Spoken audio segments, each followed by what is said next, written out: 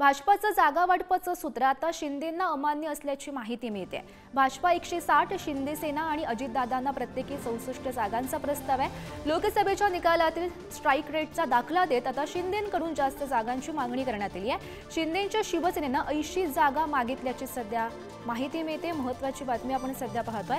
जे भाजपाचं जागा वाटपाचं सूत्र आहे ते शिंदेंना अमान्य असल्याची सध्या माहिती समोर आलेली आहे। यामध्ये भाजपा 160, शिंदे सेना आणि अजितदादांना प्रत्येकी 64 जागांचा खरा तर प्रस्ताव आहे। मात्र शिंदेंच्या शिवसेनेकडून 80 जागांची मागणी करण्यात आलेली आहे।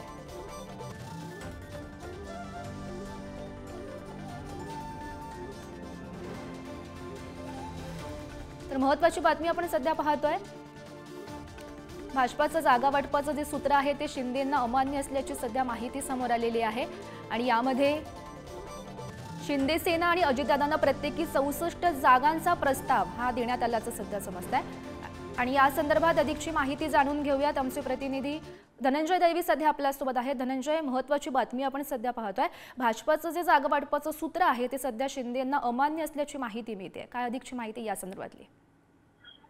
आपण जर पाहिलं तर आता आगामी विधानसभा महायुती संपूर्ण तयारी करताना पाहायला मिळते। मात्र यामध्ये जागा वाटपावरून कुठेतरी नाराजी ही पाहायला मिळत होती आणि या सगळ्या संदर्भातच गेल्या शनिवारी केंद्रीय गृहमंत्री अमित शहा हे मुंबई दौऱ्यावर होते आणि त्यावेळेस त्यांनी जर आपण पाहिलं तर मुख्यमंत्री आणि उपमुख्यमंत्री अजित पवार यांना सन्मानजनक जे आहे ते किंवा घटक पक्षांना सन्मानजनक जागा वाटप केली जाईल असा जो आहे तो दिल्याची आपल्याला सूत्रांची माहिती जी आहे ती सध्या आपल्याला मिळताना पाहायला मिळते। आपण जर पाहिलं तर भाजप, राष्ट्रवादी काँग्रेस आणि शिवसेना, शिंदेची शिवसेना गटांना प्रत्येकी जर आपण पाहिलं तर 160 आपण जर पाहिलं 160च्या जवळपास भाजप आणि 64 जागा ज्या आहेत त्या शिंदेंना आणि अजित पवारांना देण्याचा भाजपकडून प्रस्ताव देण्यात आला होता। मात्र हा प्रस्ताव जो आहे तो मुख्यमंत्री एकनाथ शिंदे यांनाच अमान्य होता। त्यामुळे कुठेतरी मुख्यमंत्री एकनाथ शिंदे यांचं असं म्हणणं होतं की शिवसेनेचा लोकसभा निवडणुकीमध्ये स्ट्राईक रेट जो आहे तो सर्वाधिक चांगला राहिलेला आहे। त्यामुळे किमान आम्हाला शिवसेनेला 80 जागांसाठी आम्ही आग्रही आहोत। त्यामुळे महायुतीच्या प्रत्येक घटक पक्षाने आपापल्या कोट्यातून मित्रपक्षांना जागा सोडाव्या असंही जे आहे ते अमित शहा यांनी सांगितलेलं पाहायला मिळतं। त्याचबरोबर एक महत्त्वाचं जे आहे ते अमित शहा यांनी सांगितलेलं ते म्हणजे सध्या आगामी नेमके पडसाद काय उमटतात हे पाहणं सुद्धा महत्त्वाचं ठरणार आहे। धन्यवाद दिलेल्या सविस्तर माहितीसाठी। पुढची बातमी पाहूयात। जागा वाटपावरून आता महायुतीची डोकेदुखी आणखी वाढण्याची चिन्ह दिसतात। विधानसभेच्या 20 जागांवर अजितदादांच्या राष्ट्रवादी आणि भाजपाचे उमेदवार समोरासमोर येण्याची आता शक्यता आहे। 2019लाही राष्ट्रवादी विरुद्ध भाजपाचा 20 जागांवर थेट सामना झालेला होता।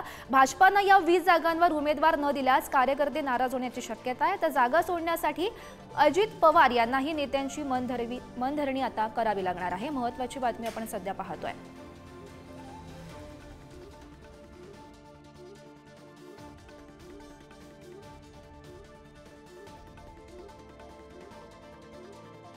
संदर्भात अधिकची माहिती जाणून घेऊयात। आमचे प्रतिनिधी अजय माने सध्या आपल्यासोबत आहेत। अजय, आता या 20 जागांवरून महायुतीमध्ये आता वादाची शक्यता वर्तवण्यात येते। आपण जर पाहिलं तर याच 20 जागेवरून महायुतीत खडाजंगी होण्याची शक्यता किंवा मग बंड होण्याची शक्यता आहे। कारण की या 20 जागेंवर 2019ची संपूर्ण लढत बघितली तर राष्ट्रवादी काँग्रेस आणि काँग्रेस आघाडी यांच्याकडून उमेदवारी होती, तर भाजपकडून थेट उमेदवार देण्यात आले होते। आता जर ढोबळमानाने वरच्या जागा जर पाहिल्या तर वडगाव शेरीची जागा असेल जिथे सुनील टिंगरे जे ते राष्ट्रवादीचे सिटिंग आमदार आहेत आणि त्यांच्या विरोधात जगदीश मुळीक यांनी जी ती जागा लढवली होती। त्याच्यानंतर आता जे दत्ता भरणे यांच्या विरोधात सुद्धा उमेदवार भाजपने जो आहे तो दिला होता। त्याचा जर हर्षवर्धन पाटील होते, त्याच्यात जर पुढे जाऊन पाहिलं तर कोपरगावची जी जागा आशुतोष काळे तिकडे त्या स्नेहलता यांनी सुद्धा उमेदवारी जी ती लढवली होती। त्यामुळे अशा 20 जागा जिथे भाजपने सुद्धा उमेदवार दिला होता आणि फरक जर पाहिला तर तो मॅक्सिमम फरक जो आहे तो 7,000चा आहे आणि मिनिमम फरक जर पाहिला तर अवघ्या 700 मतांनी सुद्धा उमेदवार जो आहे तो हारलेला पाहायला मिळतोय। आणि त्या पार्श्वभूमीवर आता पुन्हा एकदा जागा वाटपाचं सूत्र जे ते सुरू झालेलं। आता सगळ्यात महत्त्वाचं म्हणजे प्रत्येक वेळी महायुतीत असं म्हटलं जातं ज्या जागेवर उमेदवार ज्या जागेवर आमदार आहेत ती जागा तर त्याच पक्षाला जाणार।